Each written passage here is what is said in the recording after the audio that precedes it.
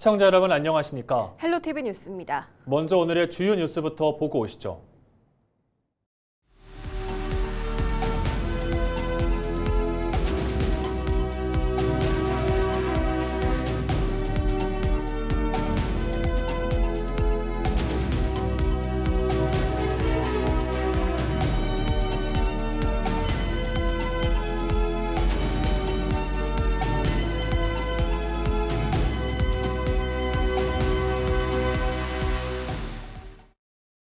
인천시가 그동안 멈췄던 인천이움 캐시백 지원을 재개합니다.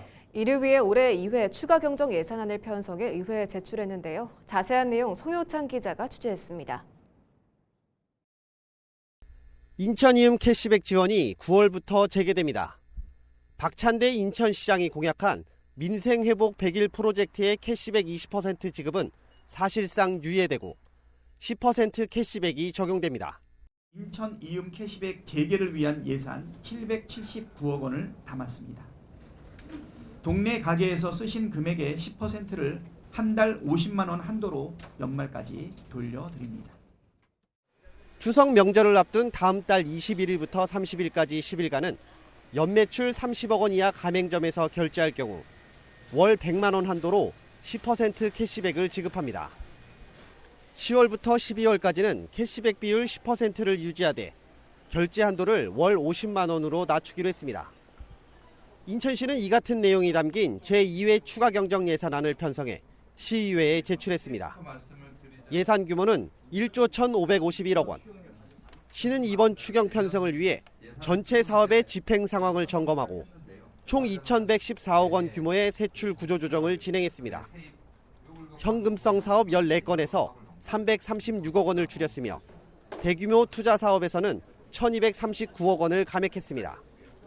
경상 행사성 경비 105억 원과 사업 집행 잔액 등 434억 원도 삭감했습니다.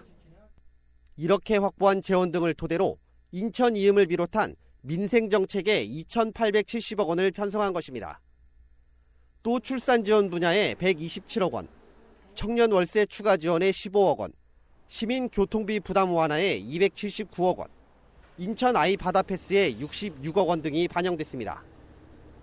이번 2회 추경안은 기정예산 15조 8,690억 원보다 7.3% 늘어난 17조 241억 원 규모입니다. 기금을 포함한 전체 재정 규모는 18조 6,495억 원. 시는 지방채를 추가 발행하지 않고 통합관리기금 등 내부 가용재원 3,300억 원을 활용했습니다. 이번 추경을 거치면 채무비율 역시 기존 15%에서 13.6%로 낮아질 것으로 시는 전망하고 있습니다. 앞으로도 시민 여러분께 재정 상황을 투명하게 설명드리고 책임있게 예산을 편성하고 집행해 나가겠습니다. 민생을 지키고 재정을 바로 세우며 더 안정적인 시정을 운영할 수 있도록 최선을 다하겠습니다. 민선국이 첫 추경 예산이 편성됐습니다. 민생 지원에 초점을 맞춘 이번 추경안은 다음 달 18일까지 예정된 인천시의회 심의 의결을 거쳐 반영될 예정입니다. 헬로티비 뉴스 송유창입니다.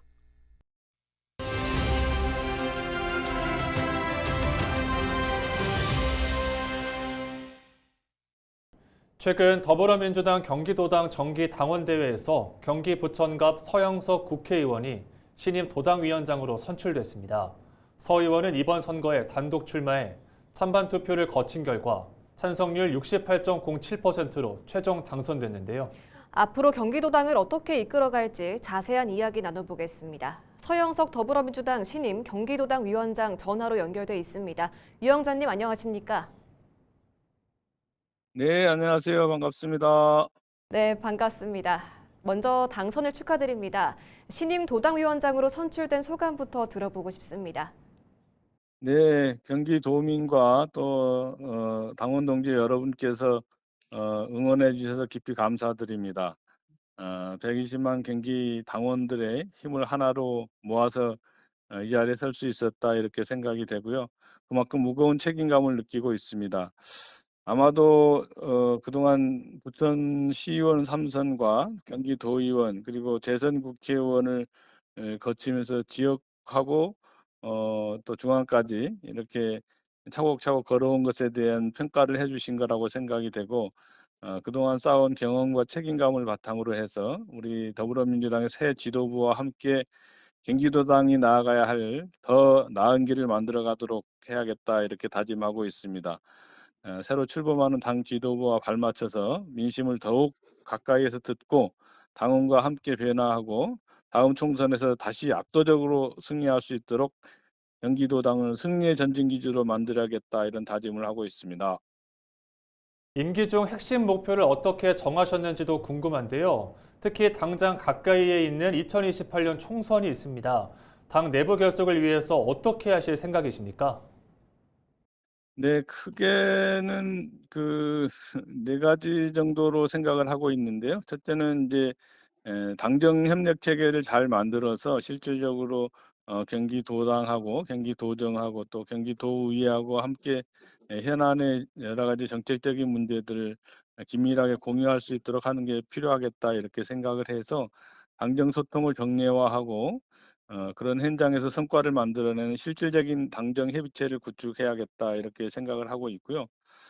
둘째는 이제 저희 당이 1인 1표제를 하고 그래서 당원 주권 시대를 실질적으로 구현해야겠다 이런 생각을 갖습니다. 그래서 경기도에 있는 당원들이 그 당원들의 뜻을 제대로 반영할 수 있도록 참여의 폭도 넓히고 기회도 넓히는 그런 어, 경기도당을 운영해야겠다 이렇게 생각을 하고 있고 그래서 중요한 당의 결정의 의사 결정 과정에 당원들이 참여할 수 있도록 하는 체계를 구축하려고 하고 있고요.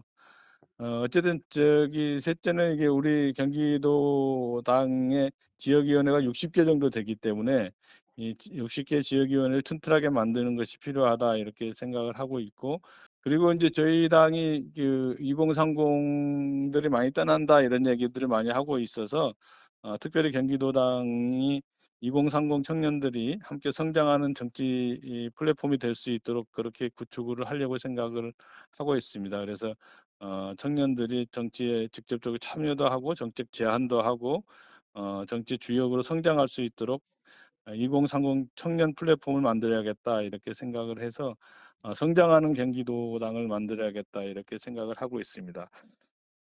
결국에는 경기도당은 당원이 주인이 되고 또 지역이 강해지고 청년에게 기회가 열리고 당정이 함께 성과를 만들어내는 그런 경기도당이 되도록 해야겠다 이렇게 생각을 하고 있습니다.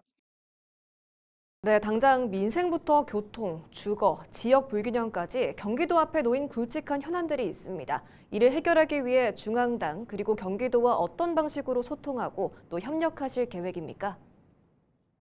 네, 무엇보다도 소통이 제일 중요하다고 생각하고요. 경기도 국회의원과 또 지방정부 그리고 지방의원과 지역위원회 이렇게 에, 에, 에, 어떤 정책 결정에 주요한 사람들이 한 테이블에 앉아서 경기도민에게 필요한 정책을 만들고 또 예산도 확보하고 입법을 뒷받침하는 그런 구조를 만들어야겠다 이렇게 생각을 하고 있고요. 무엇보다 이게 당정 협의회를 정례화해서 교통이나 주거처럼 이렇게 도민이 일상에 체감될 수 있는 그런 현안들이 논의 단계에서부터 단계적으로 이렇게 다뤄질 수 있도록 해야겠다 이런 생각이 되고 특히 경기도의 그 여러 가지 지역 간 불균형 문제를 비롯해서 어떤 지역위원회가 갖고 있는 문제들을 한 지역위원회에서 감당하도록 하지 않고 60개 지역위원회가 함께 목소리를 내서 중앙당하고 경기도당 도정에 잘 전달이 되도록 통로를 만들어야겠다 이렇게 생각을 하고 있습니다. 결국 정부의 성과가 경기도의 성과로 그리고 경기도의 성과가 도민의 삶의 변화로 이어지도록 하는데 도당이 좀 앞장서야겠다 이렇게 생각하고 있습니다. 네, 오늘 말씀 여기까지 듣겠습니다. 감사합니다. 네, 지금까지 서영석 더불어민주당 신임 경기도당 위원장과 함께했습니다.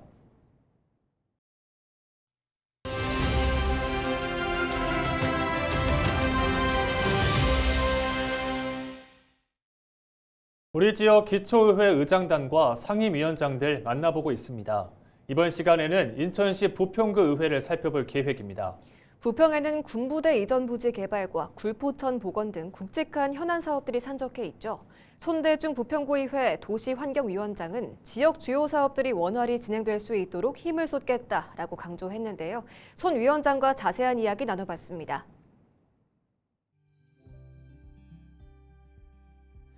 네, 우선 도시환경위원장이라는 중책을 맡겨주신 부평구민 여러분과 동료 의원 여러분께 깊이 감사드립니다. 도시환경위원회는 구민의 삶과 직결된 주거, 환경, 도시 재생, 교통 등을 다루는 핵심 상임위원회입니다. 위원장으로서 화려한 구호보다 현장에서 답을 찾는 발로 뛰는 의정활동을 펼치겠습니다. 소속 의원들과 긴밀히 소통하고 협력하여 구민이 체감할 수 있는 실질적인 대안을 제시하고 부평의 도시 체질을 구민 중심으로 개선하여 살기 좋고 안전한 부평을 만드는 데 모든 역량을 집중하겠습니다. 네, 우리 위원회의 최우선 과제는 주민 중심의 투명한 도시 정비와 안전하고 쾌적한 생활 환경 조성입니다. 관내 재개발이나 정비 사업 과정에서 주민 목소리가 외면받지 않도록 집행부의 행정 절차를 밀착 점검하면서 행정과 주민 사이 든든한 소통 창구 역할을 다하겠습니다. 아울러 올바른 반려동물 문화 정착부터 주거 환경 개선 그리고 기후위기 대응까지 구민들이 일상에서 바로 체감할 수 있는 사업들에 위원회의 모든 역량을 집중하겠습니다. 네, 상곡 청천 지역은 대규모 재개발 공사와 군부대 이전 부지 개발, 신규 입주가 한참 진행 중이라 주민들이 안전과 생활 민원이 집중되는 곳입니다. 재개발이나 군부대 부지 문제는 현장에 가서 주민 목소리를 먼저 듣고 구청의 투명한 정보 공개와 적극적인 대책을 강력하게 요구하고 있습니다. 특히 생활 속 불편은 현장을 보지 않고는 답이 나오지 않습니다. 최근에도 공원 시설물 정비부터 파손된 도로의 신속한 재포장, 아이들의 안전한 통학로 조성까지 주민 불편이 있는 곳이라면 곧바로 현장으로 달려가 담당 부서와 대책을 협의해왔고 실질적인 변화를 만들어가고 있습니다. 앞으로도 늘 현장에서 구민 여러분의 목소리를 깊이 듣고 삶의 자리에서 체감할 수 있는 든든한 변화로 보답하겠습니다. 네, 사랑하는 부평구민 여러분, 그리고 저를 믿고 힘을 실어주신 상곡, 청천동 주민 여러분, 의정활동의 답은 언제나 여러분이 계신 현장에 있습니다. 주민 여러분이 안심하고 생활할 수 있는 쾌적한 환경, 아이들이 안전한 거리, 그리고 대규모 개발 사업 속에서 단 한 분도 소외되지 않는 부평을 만들기 위해 저와 도시환경위원회가 현장에서 직접 발로 뛰겠습니다. 늘 낮은 자세로 현장의 작은 목소리도 놓치지 않겠습니다. 구민 여러분의 따뜻한 관심과 격려를 부탁드리며 가정에 늘 건강과 행복이 가득하시기를 기원합니다. 감사합니다. 서울시가 모아주택과 모아타운 사업에 속도를 내고 오는 2031년까지 4만 가구 착공을 추진합니다. 서울시는 모아타운 쾌속통합 추진 계획을 발표하고 현재 추진 중인 사업은 공정관리를 강화해 착공을 앞당기기로 했습니다. 또 신규 사업에는 공공과 주민이 함께 계획을 세우는 모아통합기획을 도입해 후보지 선정부터 착공까지 걸리는 기간을 기존 6년에서 4년 반으로 단축할 계획입니다. 이를 위해 오는 2030년까지 모아통합기획 후보지 100곳을 선정해 12만 가구 규모의 추가 공급 기반도 마련합니다. 서울시는 공사비 분쟁과 주민 갈등에 대한 지원을 강화하고 현장 중심의 신속한 사업 추진을 뒷받침할 방침입니다. 경기 의정부시가 1조 7,619억 원 규모의 제3회 추가 경정 예산안을 시의회에 제출했습니다. 이번 추경은 기존 예산보다 841억 원 늘어난 규모로 시내버스 공공관리제 재원 마련을 위한 지방채 109억 원이 포함됐습니다.